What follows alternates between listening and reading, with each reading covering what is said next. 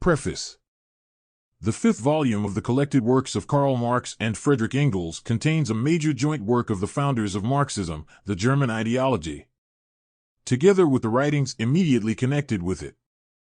They were all written between the spring of 1845 and the spring of 1847 during Marx's stay in Brussels, where he moved in February 1845 following his deportation from France by the Guizot government. Engels came to Brussels from Barmen in April 1845 and remained till August 1846. This was the period when Marxism was finally evolved as the scientific world outlook of the revolutionary proletariat. Marx and Engels had arrived at the decisive stage in working out the philosophical principles of scientific communism. It was in the German ideology that the materialist conception of history, historical materialism, was first formulated as an integral theory. Engels said later that this theory, which uncovered the genuine laws of social development and revolutionized the science of society, embodied the first of Marx's great discoveries which played the main role in transforming socialism from a utopia into a science. The German ideology is in effect the first mature work of Marxism. It immediately preceded the first published mature Marxist writings, The Poverty of Philosophy and the Manifesto of the Communist Party. During the period when the German ideology and the works closely connected with it were being written, Marx and Engels devoted their main efforts to joint theoretical and practical work aimed at setting out the revolutionary communist teaching and rallying around it the progressive elements of the proletariat and the revolutionary intelligentsia, summing up the tasks they set themselves at that time. Engels wrote later, in his work on the history of the Communist League, "We were both already deeply involved in the political movement, and possessed a certain following in the educated world, especially of Western Germany, and abundant contact with the organized proletariat. It was our duty to provide a scientific foundation for our view, but it was equally important for us to win over the European and in the first place the German proletariat to our conviction." Early in 1846, Marx and Engels founded the Brussels Communist Correspondence Committee, which took steps to establish international contacts between the participants in the working class movement, to spread the new communist ideas and to prepare the ground for the creation of a revolutionary proletarian party. In August 1846, Engels, on the committee's instructions, moved to Paris to develop revolutionary propaganda among the German and French workers. The new revolutionary outlook of Marx and Engels was hammered out in struggle with bourgeois and petty bourgeois ideology.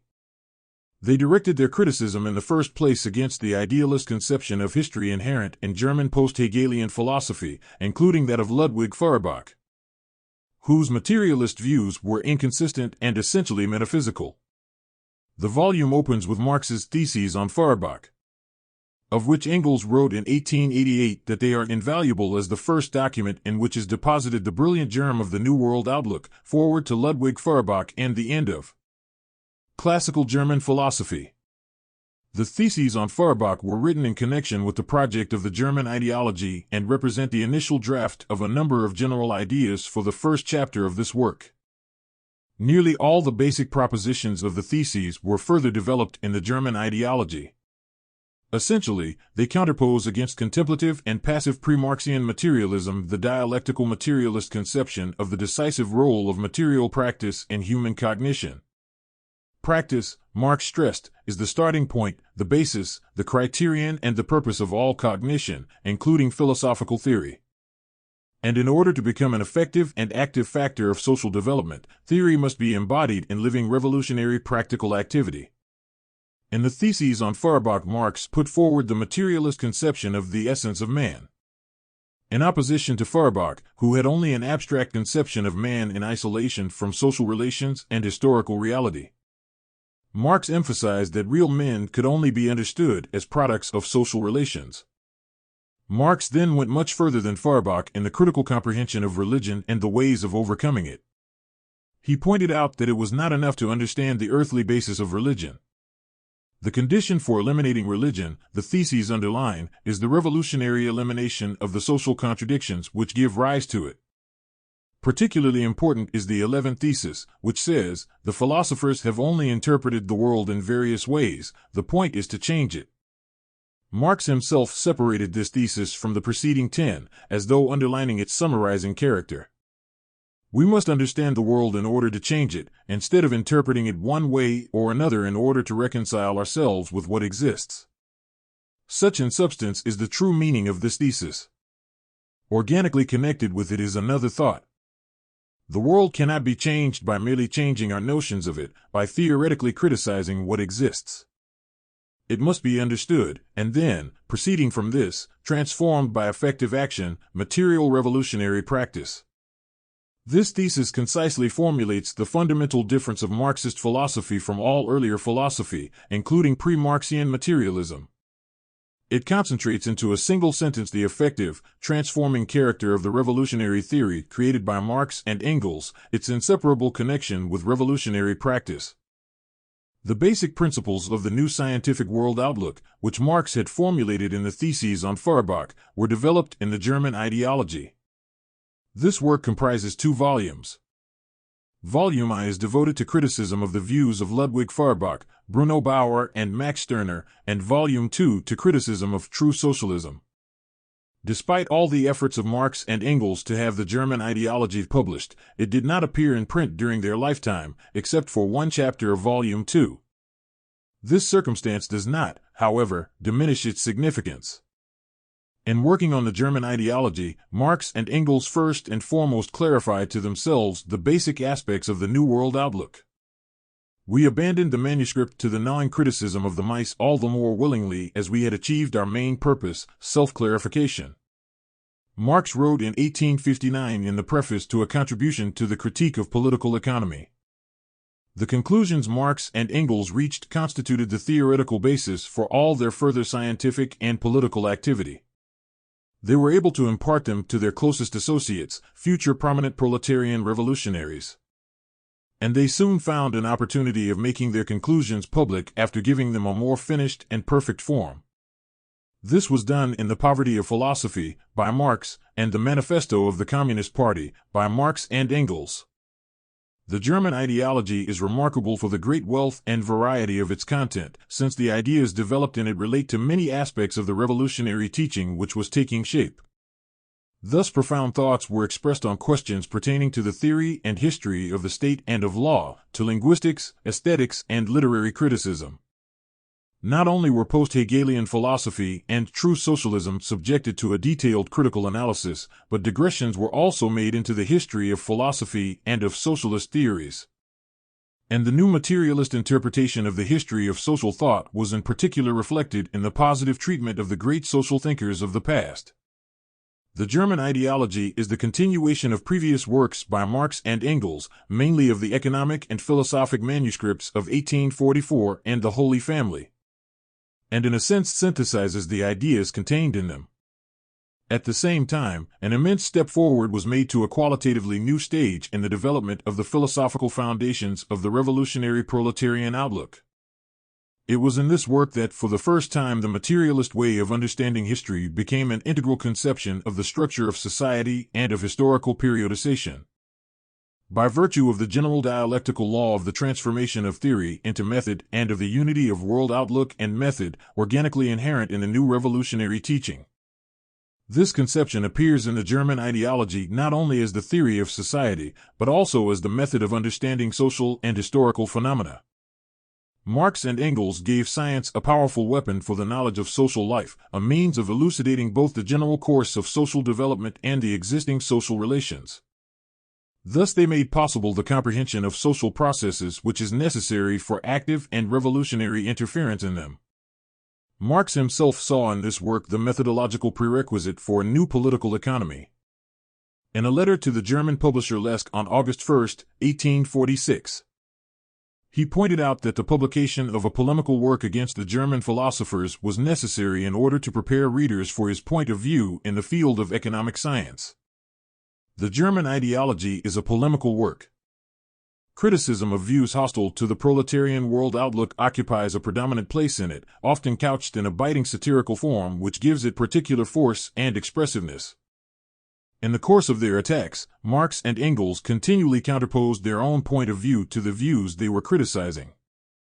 Chapter 1 of Volume I of the German ideology occupies a special place in the work as a whole. Unlike the other chapters, which are mainly polemical, it was conceived as a general introduction expounding the materialist conception of history.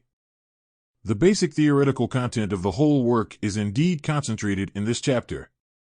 First of all, Marx and Engels formulate the premises of the materialist conception of history. These premises are the real living people, their activity, and the material conditions under which they live, both the conditions which they find already existing and those produced by their activity. Thus, what is underlined here is the historical character of the material conditions themselves, which are increasingly influenced by people's activity. And there are two sides to it. First, production, and, secondly, intercourse.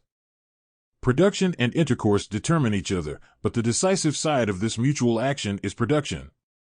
Subsequently, Marx and Engels introduced the term relations of production to distinguish the social relations people enter into in production, which are the basic relations underlying everything included under the term intercourse. In the German ideology, Marx and Engels not only developed in all its aspects the thesis of the decisive role of material production in the life of society, which they had already formulated in their previous works, they also revealed for the first time the dialectics of the development of the productive forces and the relations of production. This most important discovery was formulated here as the dialectics of the productive forces and the form of intercourse. It illuminated the whole conceptual system of historical materialism and made it possible to expound the substance of the materialist way of understanding history as an integral scientific conception. This discovery can be reduced to the following propositions. The productive forces determine the form of intercourse. At a certain stage of their development, the productive forces come into contradiction with the existing form of intercourse. This contradiction is resolved by social revolutions. In the place of the previous form of intercourse, which has become a fetter, a new one is evolved which corresponds to the more developed productive forces. Subsequently, this new form of intercourse in its turn ceases to correspond to the developing productive forces, turns into their fetter, and is replaced by an ensuing, historically more progressive form of intercourse. Thus, in the course of the entire historical development, a link of continuity is established between successive stages. In disclosing the laws of social development, Marx and Engels arrived at a conclusion of immense significance. All collisions in history have their origin, according to our view, in the contradiction between the productive forces and the form of intercourse. The discovery of the laws of social development provided the key to the scientific understanding of the entire historical process. It served as the point of departure for the scientific periodization of history. Thus, as Lenin commented, his historical materialism was a great achievement in scientific thinking. The chaos and arbitrariness that had previously reigned in views on history and politics were replaced by a strikingly integral and harmonious scientific theory, which shows how, in consequence of the growth of the productive forces, out of one system of social life another and higher system develops, how capitalism, for instance, grows out of feudalism, collected works. Volume 19, page 25. In the German ideology, Marx and Engels investigated the basic determinants of the sequence of phases in the historical development of social production. They showed that the outward expression of the level of development of the productive forces is always to be found in that of the division of labor. Each stage in the division of labor determines a corresponding form of property, and, as Marx subsequently pointed out, the property relations are but the legal expression of the relations of production.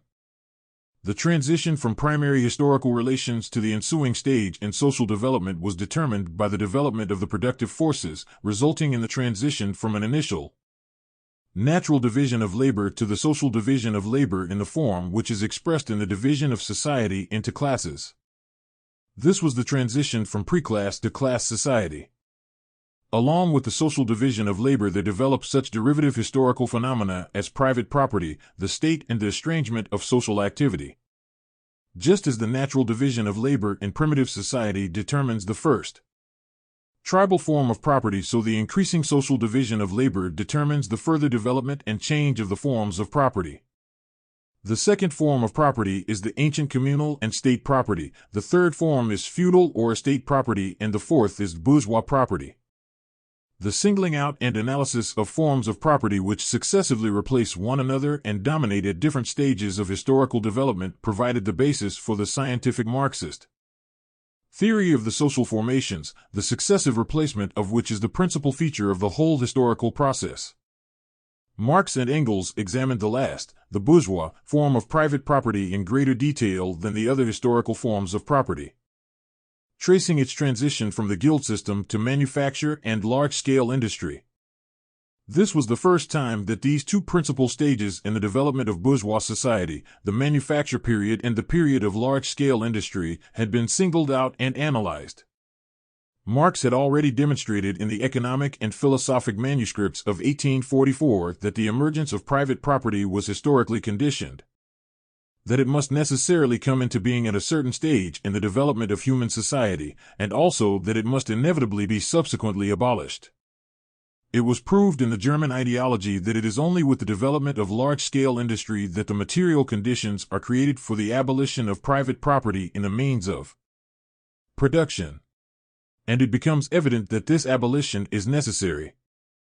Proceeding from production to the sphere of intercourse, i.e., of social relations, the social system. Marx and Engels gave a materialist interpretation of the class structure of society and demonstrated the role of classes and the class struggle in social life. In the German ideology, as compared with the economic and philosophic manuscripts of 1844 and the Holy Family, the Marxist theory of classes and class struggle acquired mature features, those very features which, as Marx noted in his letter to Wedemeyer of March 5, 1852, distinguished this theory from the progressive bourgeois historian's understanding of class struggle. It was demonstrated that the division of society into antagonistic classes and the existence of classes are connected with definite stages in the development of production, that the development of the class struggle must necessarily lead to a communist revolution carried out by the proletariat, and that this revolution will result in the abolition of classes and the creation of a classless society. In the German ideology, considerable attention is devoted to the political superstructure, and in particular to the relation of the state and law to property. For the first time, the essence of the state in general and the bourgeois state in particular was revealed. The state is the form in which the individuals of a ruling class assert their common interests, and in which the whole civil society of an epoch is epitomized. In analyzing the class nature and the main functions of the state at the capitalist stage of development, Marx and Engels pointed out that the bourgeois state is nothing more than the form of organization which the bourgeois are compelled to adopt, both for internal and external purposes, for the mutual guarantee of their property and interests.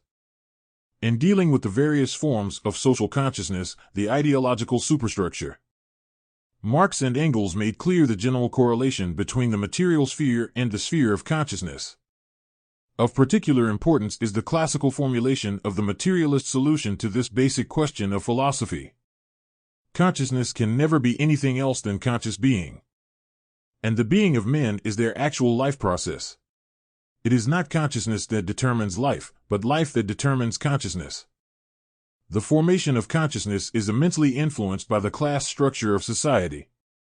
In their work, Marx and Engels disclosed the class origins of the various forms of consciousness and showed that in a class society the dominating consciousness is the consciousness of the ruling class. Summing up the substance of the materialist conception of history, Marx and Engels wrote, "This conception of history thus relies on expounding the real process of production, starting from the material production of life itself, and comprehending the form of intercourse connected with and created by this mode of production, i.e., civil society in its various stages, as the basis of all history, describing it in its action as the state, and also explaining how all the different theoretical products and forms of consciousness, religion, philosophy, morality, etc., arise from it, and tracing the process of their formation from that basis. Thus the whole thing can, of course, be depicted in its totality. It has not, like the idealist view of history, to look for a category in every period, but remains constantly on the real ground of history. It does not explain practice from the idea, but explains the formation of ideas from material practice. And accordingly it comes to the conclusion that Not criticism but revolution is the driving force of history, also of religion, of philosophy, and all other kinds of theory. See this volume. pp. 53-54. In their subsequent scientific work, Marx and Engels constantly developed and deepened their materialist conception of history and perfected the method of historical materialism by applying it in the various fields of the social sciences. The whole system of concepts, which in the German ideology still bears the stamp of the formation process of the conception itself, was thus elaborated and made more precise. And the basic explanatory ideas of historical materialism were expressed in a more adequate terminology. In later works of Marx and Engels, the various aspects of the concept mode of production, a basic term in historical materialism, were expounded. The internal law of development of the modes of production began to be formulated in terms of the dialectical interaction of productive forces and relations of production. And the latter were shown to play the main, decisive role, as was made clear already in the German ideology, in the system of social relations. The term social formation first appeared in Marx's economic manuscript of 1857-58, Critique of Political Economy. And the concept social economic formation was first thoroughly expounded in the preface to his contribution to the Critique of Political Economy, thus providing for the better understanding of the successive replacement of social formations, the general outline of which was given in the German ideology. It should be noted, too, that in the light of the subsequent development of the theory of scientific communism, it becomes evident that, in speaking in the German ideology of the abolition of the division of labor, and even of the abolition of labor in communist society, Marx and Engels had in mind only the division of labor in the conditions of class-divided society, with its antithesis between mental and physical labor and people being tied down to certain occupations and professions, and, in particular, the capitalist form of the exploitation of labor, not work, and its organization in general. The classical formulation of the basic propositions of the materialist conception of history was later set down by Marx in the already mentioned preface to his book A Contribution to the Critique of Political Economy. This scientific materialist theory of social development served Marx and Engels as the theoretical foundation for their conclusions about the communist transformation of society. The principal conclusion from the materialist conception of history, already substantiated in the German ideology, is the historical necessity of a proletarian, communist revolution. Marx and Engels stressed that for the practical materialist, i.e., the communist, it is a question of revolutionizing the existing world, of practically coming to grips with and changing the things found in existence.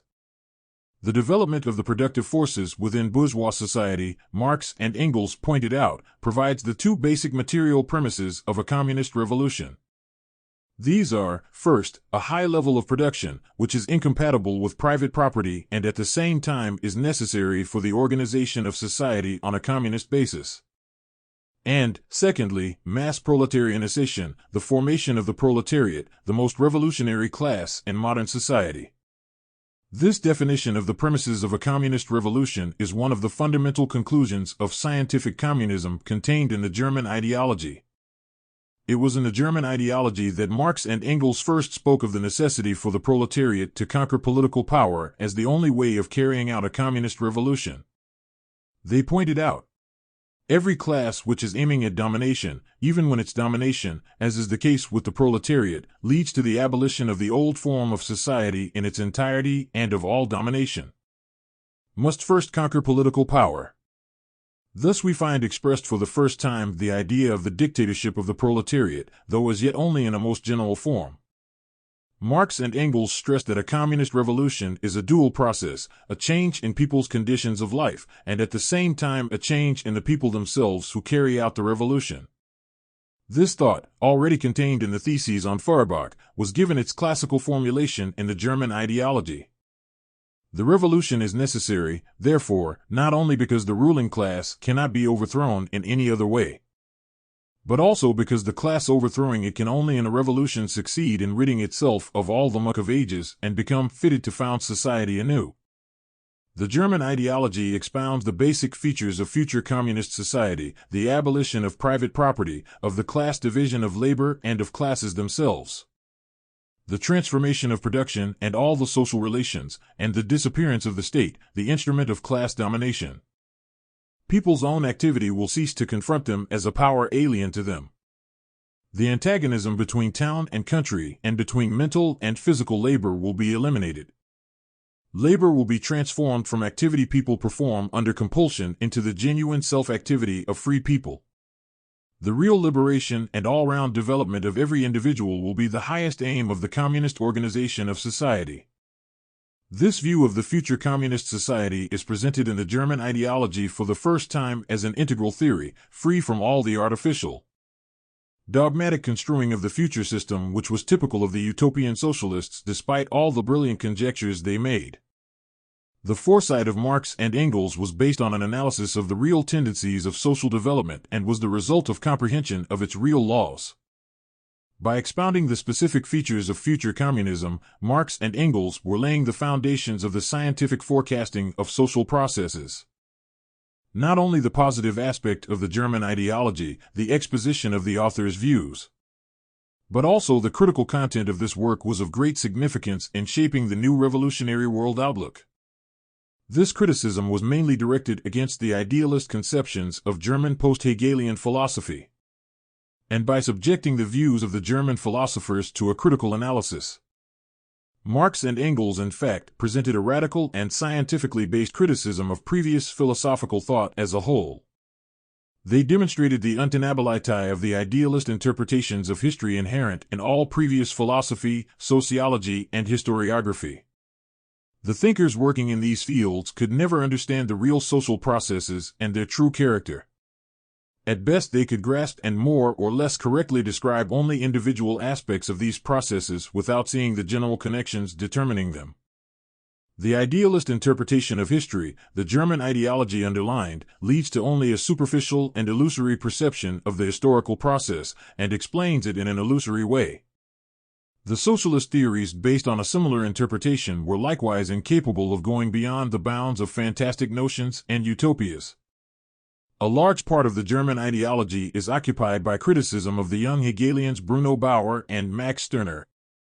The need for such criticism arose, as Engels pointed out, from the fact that Bauer and Stirner were the representatives of the ultimate consequences of abstract German philosophy, and therefore the only important philosophical opponents of socialism, or rather communism. The German ideology completes the criticism, begun in the Holy Family, of the subjective idealist views of Bruno Bauer. With their mystification of the historical process and contraposition of the outstanding individuals, who were supposed to be the soul makers of history, to the passive and inert masses. By citations from the latest writings of Bruno Bauer and other young Hegelians, Marx and Engels drove home their characterization, given in the Holy Family, of young Hegelian ideas as unscientific and anti-revolutionary. In this respect, there is partial textual coincidence between the corresponding chapter in the German ideology and the article A Reply to Bruno Bauer's Anti-Critique written by Marx and Engels in refutation of the young Hegelian leaders' attempt to dispute their criticism of his views in the Holy Family. Most of the first volume of the German ideology is taken up by a critical examination of the philosophical and sociological views of Max Stirner, formulated in his book Der Einzige und seine Eigentum, The Unique and His Property. Stirner was a typical exponent of individualism and one of the first ideologists of anarchism. His views, reflecting a petty bourgeois protest against the bourgeois system, enjoyed a considerable success among petty bourgeois intellectuals and to some extent influenced the immature outlook of craftsmen who were becoming proletarians. While his failure to understand the role of the proletariat, whom he identified with paupers, and also his attacks on communism, made a resolute exposure of his views indispensable. Marx and Engels demonstrated the artificial and far-fetched character of Stirner's philosophical and sociological constructions and the fallacy of his theory that the way to the liberation of the individual lay through the destruction of the state and the implementation of every individual's egoistic right to self-assertion. They pointed out that Stirner's voluntaristic appeals to the rights of the individual did not in any way affect the existing social relations and their economic basis, and so, in effect, continued to sanction the preservation of the bourgeois social conditions which are the main source of inequality and oppression of the individual. Stirner's seemingly revolutionary phrases were in fact a disguise for an apologia of the bourgeois system. The exposure of Stirner's anarchist views in the German ideology was essentially a criticism of all such individualistic theories which substitute fruitless rebellion by isolated individuals for participation in the real revolutionary movement and preach total negation and destruction instead of the positive communist aims of struggle. Marx and Engels pointed out that the path outlined by Stirner and his like could by no means lead to the liberation of the individual. Only a communist revolution, carried out by the working class in the interests of all the working people, can break the fetters with which the individual is shackled by the existing capitalist system, and can lead to the genuine freedom and free development of the individual, to harmonious unity of public and personal interests. The second volume of the German ideology and Engels' manuscript The True Socialists, which is its direct continuation, further show that, in substance, German true socialism was only a Philistine variety of earlier petty bourgeois social utopianism, and that, under the pretense of universal love for man, the true socialists were spreading ideas of class peace, renouncing the struggle for democratic freedoms and revolutionary change. This was particularly dangerous at the time in Germany, where the struggle of all the democratic forces against absolutism and feudal relations was growing sharper, while at the same time the contradictions between the proletariat and the bourgeoisie were becoming more and more acute. Marx and Engels likewise subjected to devastating criticism the German nationalism of the true socialists and their arrogant attitude to other nations. They criticized in detail the philosophical views of the true socialists, their aesthetic views, and the tendency of some of them to give socialism a religious tinge and to impart to it the character of a religious prophecy, both by its positive ideas and by its criticism of ideological trends hostile to the proletarian world outlook, including those couched in pseudo-revolutionary and socialist phrases. The German ideology represented an important landmark in the development of Marxism. This work signified a decisive stage in the philosophical and sociological grounding of the theory of scientific communism, in the scientific demonstration of the world historic role of the working class as the social force whose historical mission is to overthrow the exploiting capitalist system and create the new communist society. The works contained in this volume have been translated from the original German text. The German ideology, which forms the greater part of this volume, was never published in the author's lifetimes, except for one chapter, nor arranged by them for publication, and has come down to us incomplete.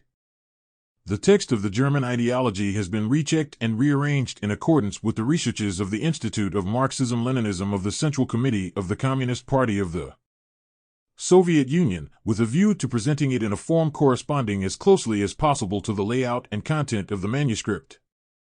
In particular, Chapter 1, Feuerbach, which was not finished by the authors and has reached us only in the form of several separate manuscripts, is presented in accordance with the new arrangement and subdivision of the text prepared by Georgy Bagaturia and edited by Vladimir Bruslinsky, first published in English in Karl Marx and Frederick Engels, Selected Works, Progress Publishers, Moscow, 1969, Volume 1, and also separately under the title Karl Marx and Frederick Engels, Feuerbach.